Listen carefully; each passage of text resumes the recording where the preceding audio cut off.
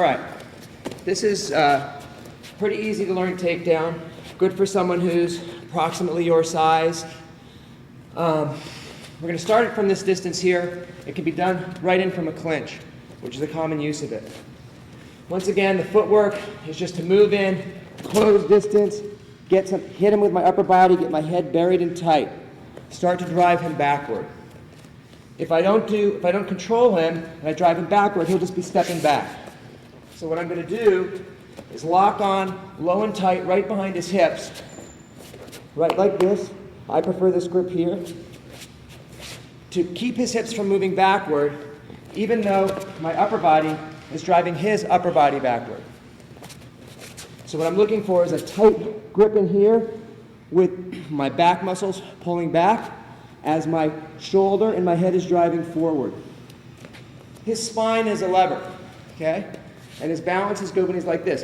When I take it off like that, his only way to recover the balance is to step back. If I do it too quickly and drive him too low, he's not able to step back because his weight is back on his heels.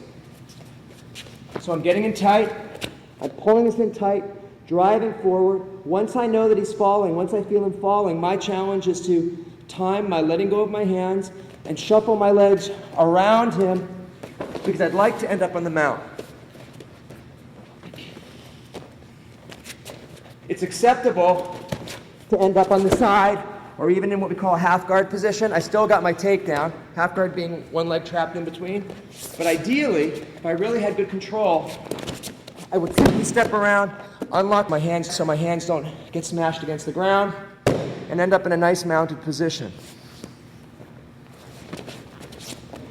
So the important thing to remember is the two-way action of pulling his hips towards me and pushing his upper body back.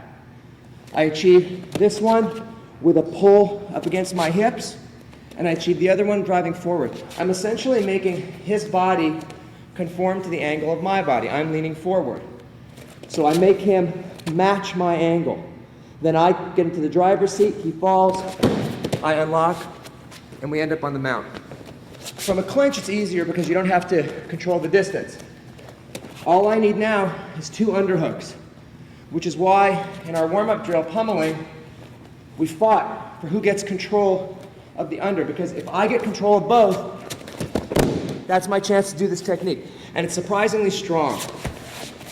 Once again, if the person's a lot bigger, very large stomach, this is not going to be the appropriate technique. But any kind of a relative size, we're the same, this is the time to do it. So I've achieved this underhook. It could be from here. We could start from here. I simply move in, get this in tight, squeeze, sweep it up, pull him down, and take it back. One last time.